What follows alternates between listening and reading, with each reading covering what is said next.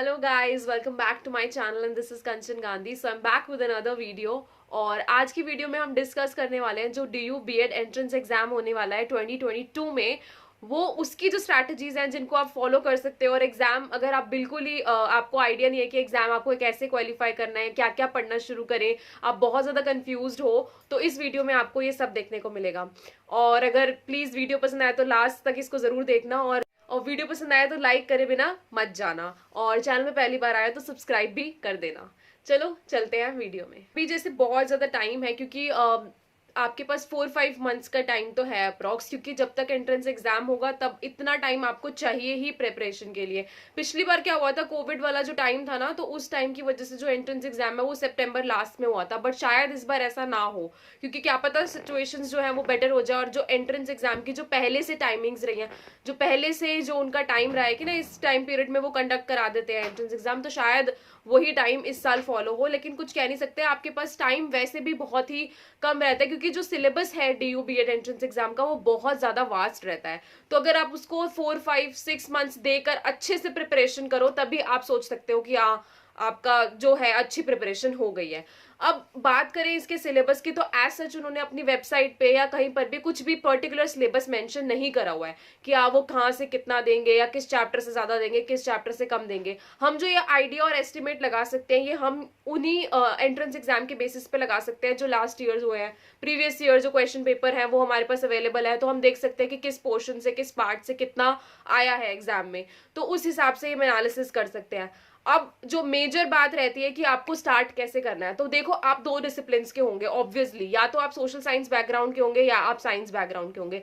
तो आप अगर नहीं भी है, मान लो अगर आपको इंटरेस्ट, मान लो आप साइंस के हो लेकिन आपका इंटरेस्ट ज्यादा सोशल साइंस में है, जिसको आप सोचते हो कि आप 5 to 6 मंथ्स पढ़ के अच्छे से क्रैक कर सकते हो, मतलब, तो आप दोनों में से कोई एक डिसिप्लिन चूज कर लो, या तो आप सोशल साइंस चूज कर लो या फिर आप साइंस चूज कर लो।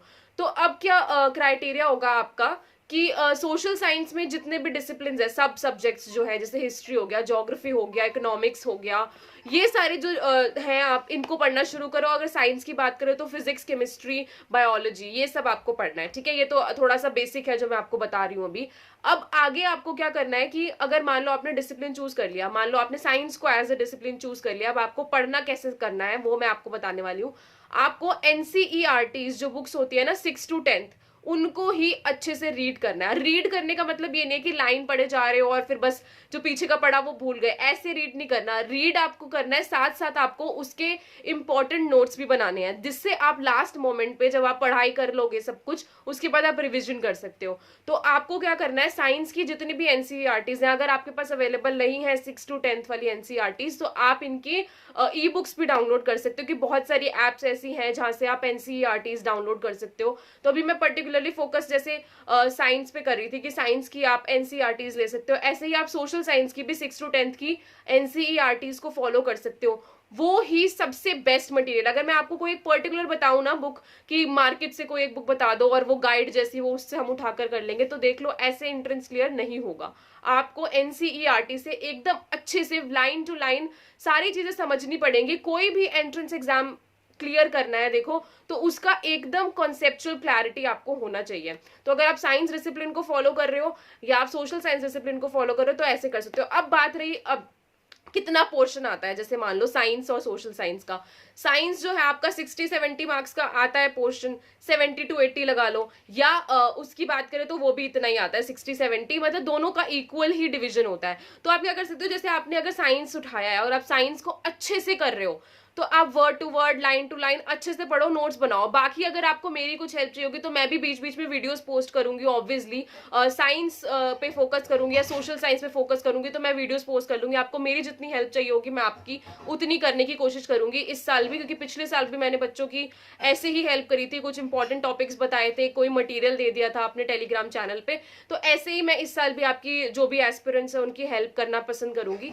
तो जैसे मैंने आपको बताया कि डिसिप्लिन आपने उठाया है साइंस है, तो ऐसे ऐसे आप NCERT 6 to 10 की अच्छे से रीड करना है। अब इसको तरीका कैसे है देखो, मैं आपको बता देती हूँ दोबारा से, कि आप इसकी लाइन रीड कर रहे हो, मान लो एक लाइन आपने रीड करी, उसके बाद उसका नोट बनाओ, मतलब जो आपको इंपॉर्टेंट चीज लगी ना उस पूरे चैप्टर में, मान लो आपने मोशन उठाया तो मोशन में आपने क्या क्या पढ़ा, डिस्टेंस पढ़ा, डिस्प्लेसमेंट पढ़ा, स्पीड पढ़ा, वेलोसिटी पढ़ा, तो ये जो इंपॉर्टेंट चीजें ना इनकी यूनिट्स वगैरह ये सब लिख लो और इन पे बेस्ड जो कंडीशंस है वो लिख लो। बाकी मैं आपको थोड़ी शायद वीडियोस प्रोवाइड करने की कोशिश करूंगी। ये तो हो गया आपको नोट्स कैसे बनाने और पढ़ना कैसे है, दो डिसिप्लिन का, साइंस और सोशल साइंस, ये आप चूज कर लो। अब आपका एक मेन डिसिप्लिन हो गया, ठीक है, साइंस, जो जिसको आप अच्छे से एकदम बिल्कुल अच्छे से पढ़ रहे हो, और एक हो गया आपका जिसको आप थोड़ा, आपका वो वाला सब्जेक्ट रहेगा जिसको आप थोड़ा सा लाइटली लेकर पढ़ोगे, जैसे सोशल साइंस मान लो, अब साइंस वाले जो अच्छे से साइंस को पढ़ रहे हैं तो सोशल साइंस में थोड़ा सा लाइटली लेकर पढ़ेंगे।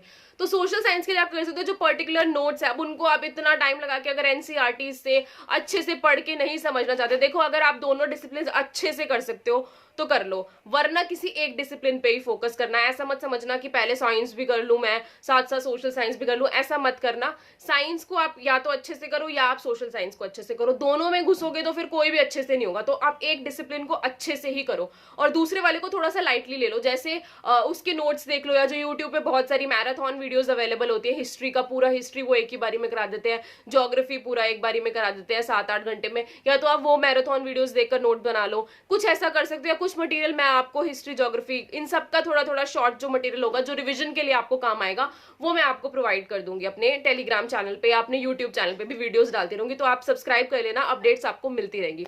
तो ये हो गया आपका मेन जो डिसिप्लिन आपको करना है। इसके अलावा आप क्या कर सकते हो, अब जैसे कुछ बच्चे मुझसे ये भी क्वेश्चन पूछते हैं कि हम मैथ्स को स्किप कर सकते हैं। देखो मैथ्स ज्यादा नहीं आता, ऑब्वियसली 4 to 5 क्वेश्चंस आते हैं और मैक्स से मैक्स 6-7 क्वेश्चंस आ सकते हैं। तो आप उनको अगर नहीं करना चाहते, और वो क्वेश्चन उस लेवल के होते हैं एकदम 11th-12th वाले, अगर आप उनको नहीं पढ़ना चाहते, एक तो देखो बेसिक मैथ्स होता है जो बेसिक कैलकुलेशंस है, जिसमें find the value of x, आपको कोई कंडीशन दिया और आपको एक्स की वैल्यू फाइंड करनी है, सिंप्लीफाई करना है, ये तो आप खुद से कर सकते हो। लेकिन जो क्वेश्चन ऐसे है ना कि जो 11th-12th की बेसिकली बुक्स पे, एनसीईआरटी बुक्स पे बेस्ड है, तो आप वो नहीं कर पाओगे। सोशल साइंस वाले वो कैसे करेंगे, तो आप मैथ्स को स्किप कर सकते हो, लेकिन आप अपना सब्जेक्ट स्ट्रॉन्ग करो। तो ये मैंने आज जो बात करी है वो अपने डिसिप्लिन की बात करी है कि आप अपना डिसिप्लिन कैसे प्रिपेयर करो। आप अभी से शुरू हो जाओ, एनसीईआरटीज रीड करना शुरू करो। अगर नहीं करोगे तो फिर देखना बाद में बहुत दिक्कत होगी। एंड जो कंसेप्चुअल क्लैरिटी है ना वो आपको एनसीईआरटी बुक्स से ही मिलेगी। बाकी और कोई बुक अगर आप उठा के देखो, आर गुप्ता की भी बहुत बुक मिलती है, बीएड एंट्रेंस एग्जाम की बहुत सारी बुक्स मार्केट में अवेलेबल है, लेकिन उनमें इतना अच्छा मटेरियल नहीं है। मैं आपको बता रही हूँ, अगर आप एनसीईआरटी से रीड करोगे तो आपका एंट्रेंस के लिए बहुत ही अच्छा मटेरियल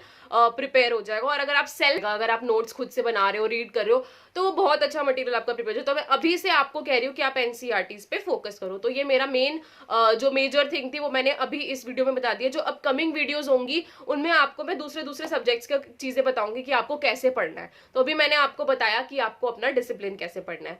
तो इस वीडियो में आई होप आपको सारी इन्फॉर्मेशन मिल गई होगी, या फिर आपको ये वीडियो जो है वो बहुत हेल्पफुल रही होगी। इसके अलावा जो आप वीडियोस मुझसे चाहते हो तो आप प्लीज वो कमेंट सेक्शन में लिख देना। और आप लोग इंस्टाग्राम पे मैसेज कर दो। किसी किसी का क्या होता है ना, कमेंट जो आप अपनी क्वेरी लिखते हो वो बहुत नीचे चली जाती है, क्योंकि मैं कभी खोल नहीं पाती हूँ, या जो मेरे को ऊपर से क्वेरीज दिखती है मैं उनके आंसर कर देती हूँ। तो अब मैं क्या सोच रही हूँ कि मैं कल लाइव आने का सोच रही हूँ, तो जिसमें मैं आपकी सारी क्वेरीज को डील करूँ। तो आपको एक पर्टिकुलर टाइम बताना सारे मिलकर कि मैं जिस टाइम पर लाती हूँ कि जितनी भी क्वेरीज हैं आपकी जल्दी से सॉल्व हो जाए। तो इसलिए जो भी टीचिंग सब्जेक्ट से रिलेटेड है, या फिर और कोई क्वेरी है, या फिर एलिजिबिलिटी से रिलेटेड कोई क्वेरी है, तो मैं चाहती हूँ उस लाइव में आप मुझसे पूछ लो। तो मैं कल लाइव आने का सोच रही हूँ। मैं बाकी अपनी कम्युनिटी पे एक पोस्ट डालूंगी कम्युनिटी पेज पे, उस पर मैं टाइमिंग्स, आपको कुछ ऑप्शंस होंगे, आप उन पे क्लिक करके टाइमिंग्स देख लेना। आप जिसको ज्यादा वोट मिलेंगे मैं उस टाइम पे लाइव आ जाऊंगी, ताकि आप अपनी सारी क्वेरीज को सॉल्व करो। तो आई होप ये वीडियो आपके लिए हेल्पफुल रही होगी। तो वीडियो में अगर अभी तक बने हो तो वीडियो पसंद आई होगी तो प्लीज लाइक जरूर कर देना। Thank you and thanks for watching.